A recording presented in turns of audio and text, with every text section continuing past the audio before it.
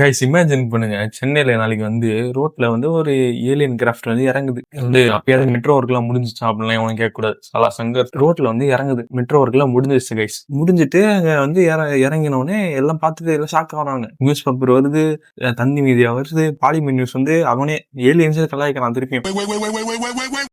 எப்படியோ எல்லாரையும் தெரிஞ்சிருச்சு. ஓகே உண்மை இது அப்படின்னு. எவ்வளவு நாளைக்கு அதை பத்தி நம்ம பேசிட்டு இருப்போம். நான் வீடியோ போடுவேன், எல்லாரும் எம்ஜி நான் வீடியோ போடுவாரு, எல்லாரும் பெரிய பெரிய யூடியூபர்ஸ் எல்லாம் வீடியோ போடுவாங்க. அதுல நானும் ஒருத்தன்.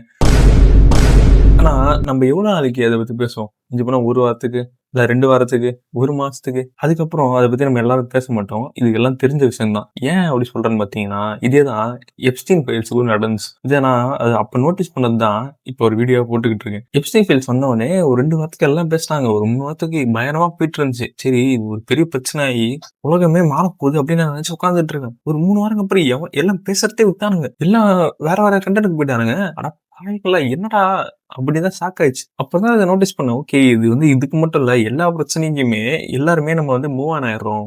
There is something wrong with us அப்படின்னு ஃபர்ஸ்ட் டைம் எனக்கு அப்பதான் நோட்டீஸ் ஆச்சு. இந்த மாதிரி யோசிச்சு பாருங்களேன், 5 வருஷத்துல என்ன நடந்திருக்குன்னு அப்படின்னு சொல்லிட்டு வைரஸ், கொரோனா வைரஸ், அதுக்கப்புறம் வாரு, அதுக்கப்புறம் இப்ப எப்ஸ்டீன் ஃபைல்ஸ். கொஞ்ச நாளைக்கு முன்னாடி தான் யூஎஸ் கவர்மெண்ட் வந்து யூஎஃப்ஓ ஃபைல்ஸ் விட்டுருந்தாங்க. அது எல்லாம் வந்து ஒத்துக்க முடியாது. இது வந்து எப்ஸ்டீன் ஃபைல்ஸ்ல இருந்து டிஸ்ட்ராக்ட் பண்றதுக்காக நீங்க விடுறீங்க அப்படின்னு நிறைய சொல்லிட்டு இருந்தாங்க.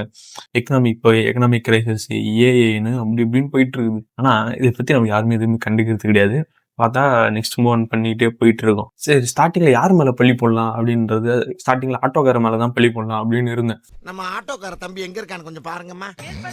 பட் உண்மையாலே ஆட்டோக்காரன் தான் பிரச்சனை. ஆட்டோக்காரன் அடிக்காதீங்க. நான் வந்து சோசியல் மீடியா சொல்றேன். ஏன்னா சோசியல் மீடியா நீங்க நம்ம எல்லாம் காலைல எழுந்த உடனே என்ன பண்றோம் கைஸ்? நீங்களே உங்களுக்கு ஆனஸ்டா இருந்து பாருங்களேன். காலைல எல்லாம் நம்ம பல்லு வைக்கிறதுக்கு முன்னாடி கண்டிப்பா போனை பார்த்துட்டு தான் போய் பல்லு விளக்கும். இது வந்து ஒரு வழக்கமாயிருச்சு. நோட்டிபிகேஷன் செக் பண்ணுவோம், இமெயில், இல்லை வாட்ஸ்அப், இன்ஸ்டாகிராம் ஏதோ ஒன்று செக் பண்ணிட்டு தான் நம்ம பல்லு விளக்க போவோம். என்ன மேட்ச்னா டெய்லியும் நம்ம இப்படி பண்றோம்ல, நம்மளுக்கு கான்ஸ்டன்ட் இன்ஃபர்மேஷன் வந்துகிட்டே இருக்குது.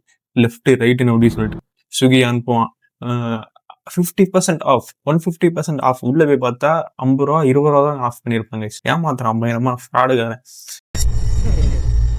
ஸோ ஆட்டோமேட்டிக்லி நம்ம எல்லா இன்ஃபர்மேஷனுமே ஒரு என்டர்டைன்மெண்ட்டா ஒரு தூரத்துல இருந்து பார்க்க ஆரம்பிச்சிடும். பேசிக்கலி வந்து நம்ம எதுவுமே பர்சனலா எடுத்துக்க மாட்டோம் எந்த இன்ஃபர்மேஷனுமே. என்ன ஆச்சுன்னா போற டைம்ல சோசியல் மீடியாக்குள்ளேயே இதை பண்ண ஆரம்பிச்சானுங்க. இது யார் பண்றாங்கன்னு தெரியல எனக்கு. குரூப்பா நம்மளுக்குள்ள பண்ணிக்கிறோமா, இல்லைன்னா இது வந்து இது சையாப்பா என்னன்னா எனக்கு தெரியல கைஸ். பட் என்ன நடக்குதுன்னா, ஏதாவது ஒரு பிரச்சனை வருதுன்னு வச்சுக்கோங்களேன். எப்ஸ்டீன் ஃபைல்ஸ்ன்னு வந்துச்சுல, என்ன ஆச்சுன்னா சோசியல் மீடியால ஃபுல்லாவே கொஞ்ச நாளைக்கு ஒரு 3 வாரத்துக்கு நிறைய பேர் பேச ஆரம்பிச்சாங்க. கூடிய விரைவில் கொஞ்ச நாள்லயே அதை பத்தி ஃபன்னி மீம்ஸ், அதை வந்து ஒரு காமெடி ஆகிட்டானுங்க. இது வந்து இதுக்கு மட்டும் தான் நினைச்சாங்க. நிறைய விஷயத்துக்கு ஹிஸ்டரியில நிறைய விஷயத்துக்கு இது வந்து சோசியல் மீடியால நடந்துகிட்டு இருக்கு. எல்லா விஷயத்தையும் எடுத்து அதை வந்து ஃபன்னி ஆக்கிடுறாங்க.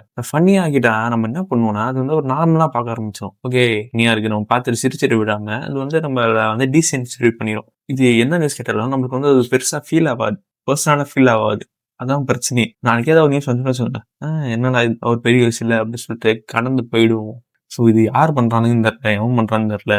யாராவது கன்ஸ்பிரசி தியரிஸ் இருந்தீங்கன்னா யார் பண்றான் அப்படின்னு நீங்களே கண்டுபிடிங்க. இன்னொரு பிரச்சனை நான் நோட்டீஸ் பண்ணது என்னன்னு பார்த்தீங்கன்னா, எல்லாமே வந்து ஆப்டிமைஸ்ட் ஃபார் கண்டென்ட் கைஸ். இப்போ நான் சொன்ன பார்த்தீங்கன்னா ஏலியன்ஸே வந்து இறங்குதுன்னு வச்சுக்கோங்களேன். நம்ம ஊர்ல ஃபர்ஸ்ட் வீடியோ எல்லாம் என்ன தெரியுமா போடுவாங்க, பாதி பேர் வந்து first prank with aliens really bro. ஒரு காமெடியா சொன்னாலுமே இப்படிதான் போயிட்டு இருக்குது. எல்லா விஷயத்தையுமே கண்டென்ட்டுக்கு ஆப்டிமைஸ் பண்றோமே தவிர அது வந்து யாருமே டீப்பா புரிஞ்சுக்கிறது இல்ல. டைனோசரே வந்து நம்ம ஊருக்குள்ள நடந்தாலும் இனிமே யாருமே சாக மாட்டானுங்க. எல்லாம் செல்ஃபி எடுத்துட்டு போயிட்டே இருப்போம் போல. அந்த நிலைமையில தான் போயிட்டு இருக்குது நாடு ஊர் எல்லாம். ஸோ இதுக்கு என்னதான் சொல்யூஷன் அப்படின்னு கேட்டீங்கன்னா, கிடைக்கிறது எல்லாம் இன்ஃபர்மேஷன் எல்லாத்தையுமே சும்மா அப்படியே சாப்பிட்டு மேலோட்டமா சாப்பிட்டு எல்லாம் போயிடுறோம். அது வந்து யாருமே டீப்பா ஃபீல் பண்றது இல்லை அப்படின்றது என்னோட பர்சனல் ஒப்பீனியன். ஸோ அதை சேஞ்ச் பண்ணா மேபி சேஞ்ச் ஆகலாம். எல்லாம் maybe this is human nature, யாருக்கு தெரியும். நியூ வேர்ல்டோட ஒரு சைடு எஃபெக்ட்னு அப்படி இப்படின்னு சொல்லிக்கலாம். தெரியல கைஸ், உங்க சொல்யூஷன் தானே, நீங்க சொல்லுங்க, கமெண்ட் பண்ணுங்க. ஸோ இந்த மாதிரி வீடியோஸ் போய் நிறைய பேருக்கு சேராது. நீங்க வந்து லைக் பண்ணி சப்ஸ்கிரைப் பண்ணீங்கன்னா யூடியூப் வந்து நிறைய பேருக்கு புஷ் பண்ணும். So please do it guys. So next வீடியோல பார்ப்போம். கரெக்டா